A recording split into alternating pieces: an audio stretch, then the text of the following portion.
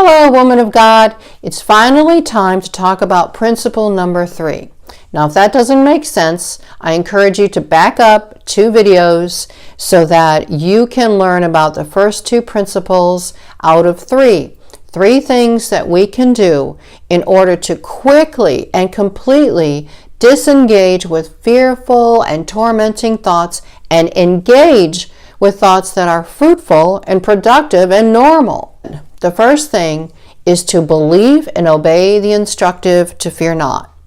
The second thing is to look away from those fearful thoughts that will be squabbling for your attention. The next thing that you do is the principle called Be Here Now, which basically means that you engage with whatever is right in front of you. This also means come back to the present moment. It means be here now. Come back to the moment that you're living in. If you have suffered at all, any length of time, with chronic anxiety, fretting, worrying, then I don't even have to tell you that what we do in situations like that is we're always jumping out there into the unknown future, the terrifying future, the what ifs.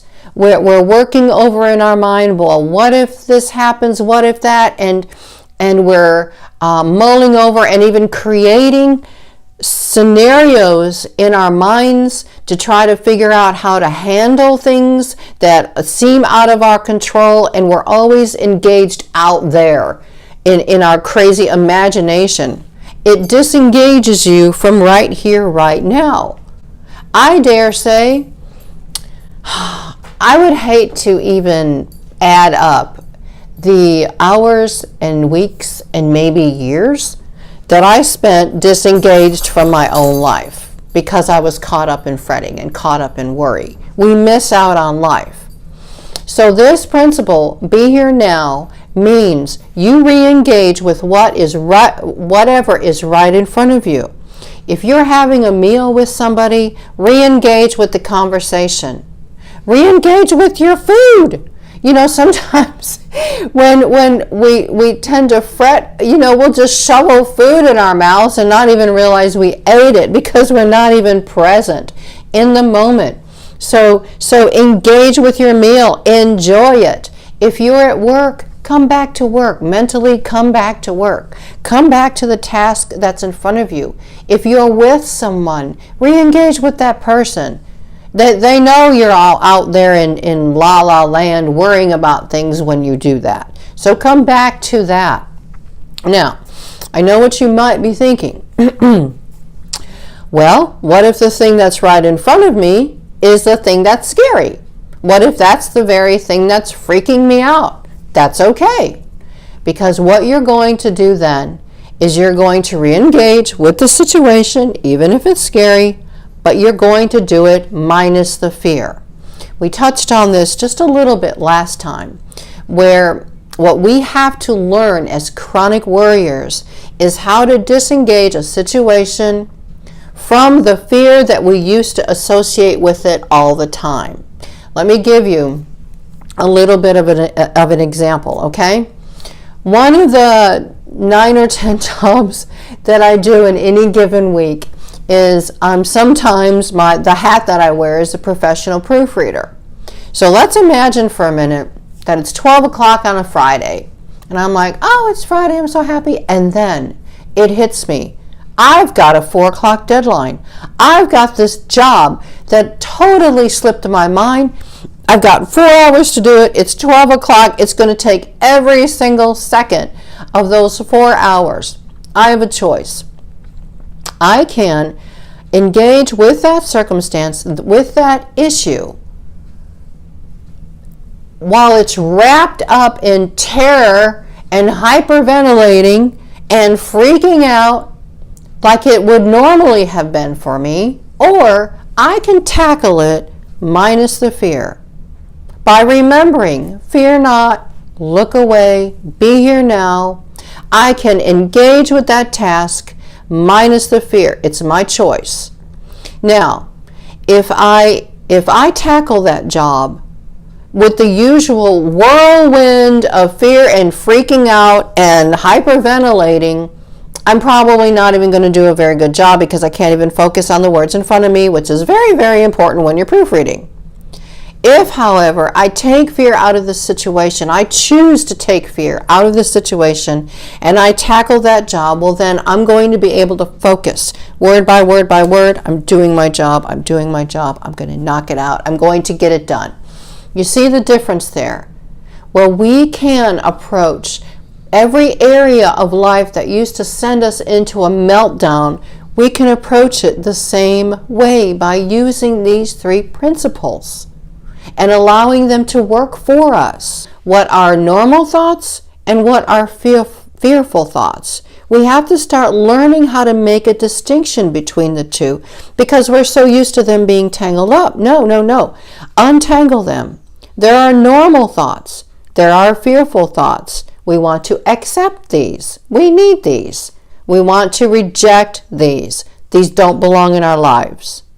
Now, I'm going to tell you a secret because if it hasn't happened yet, it will. What will occur, especially in the beginning of your journey, is there are going to be times when you are so tempted to go back to the fear. Now, we've already established that fear isn't fun, so why would we be tempted to go back to the fear? Well, because we feel like it's been serving a purpose. We feel like fear has been helping us to untangle the intricacies of life. It seems like worrying and asking all those what-if questions and creating all those scenarios in our mind, it has been feeling to us like it's somehow helping us to gain control. So let's say, for instance, that I'm tackling that proofreading job with a quick deadline. As I do that, I might be very tempted to re-engage with the fear because my brain is going to want to figure out, okay, now if I don't make the deadline, what am I going to tell my editor? How am I going to handle this? I'm going to look like such an idiot, so I really need to figure this out. Blah, blah, blah, blah. Okay, now, on one hand, you can see how that would be very non-conducive to doing a good job, and it would only bring negativity. On the other hand, the emotions that come with it, the old habits, the familiarity of engaging with fear and doing that kind of crazy thinking in my head might be very, very strong in the beginning. You keep practicing fearlessness and you stay with me during this journey, and I promise you, you will finally come to a day when that doesn't feel normal. This feels normal. Engaging without losing your mind is what's going to feel normal. Having complete meltdowns every 5 minutes, that's not going to feel normal anymore. That's very liberating. It's amazing to live that way. Okay, one more thing that's really important.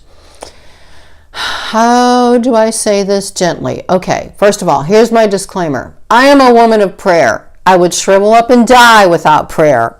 However, you might be thinking right now, okay, so we've talked about the 3 principles and none of them had anything to do with prayer. There's a reason for that. We often can use prayer as an excuse to re-engage with fear. Now stay with me for a minute. I'm going to ask you, for the time being, when you feel those first rumblings of fear or terror or worry or anxiety, for the moment, do not pray about it. Here's the reason why. If instead you stop and you start howling and shrieking about your fear, you can be tempted to call that prayer just because at the beginning of your howling and shrieking you say, "Oh dear Lord," but then you launch into, "Oh Lord, help me with this fear. What am I going to do? I know I shouldn't be anxious." You might even quote scripture. You might even start rebuking the devil. "Okay, Satan, I rebuke you. I rebuke this fear. I will not be a woman of fear. I will be a woman of courage. I'm not going to be scared. Go away, fear. Go away, devil." Now, what just happened? What just took center stage? Fear just took center stage. Because as a chronic worrier, you probably are in the habit of going to a place of prayer that's more like having a meltdown that feels a little more spiritual than just a regular meltdown. For now, do not disguise your meltdown as prayer. Stick to the plan. Otherwise, you'll find that what you're doing is you're exiting that present moment again and you're going back to the fear. You don't want to do that. You want to exercise your spiritual muscles that allow you to turn from these thoughts and engage with fruitful thoughts. Right now, you're exercising those muscles. Okay, well, when is it okay to pray? It's okay as soon as you can do so without it being all about the fear. Now, in the beginning, that might take just a little while. After a while, you may be able to go to prayer and talk to the Lord about the situation very quickly. Your prayer life will stop looking and sounding like hysterics and start looking and sounding like conversations with God. You're learning to disengage with that chaos that happens in your head and to re-engage with life, to take those thoughts captive and bring them into obedience and bring them under the control of your spirit and your redeemed mind. So, our takeaway today is this. You don't howl and shriek and call it prayer. You learn how to come back to the present moment. You exercise those muscles. Okay? So, as always, please subscribe. Stay with me on this journey. If you'd like to be part of the next 8-week course that has to do with the entire book, 7 Days of Fearlessness, then send me an email to this address and I will get you signed up. Also join this Facebook group and become part of the conversation. And until next time, let me encourage you, keep practicing these 3 principles. They work. You can do this. You can walk away from fear. You were created to be fearless.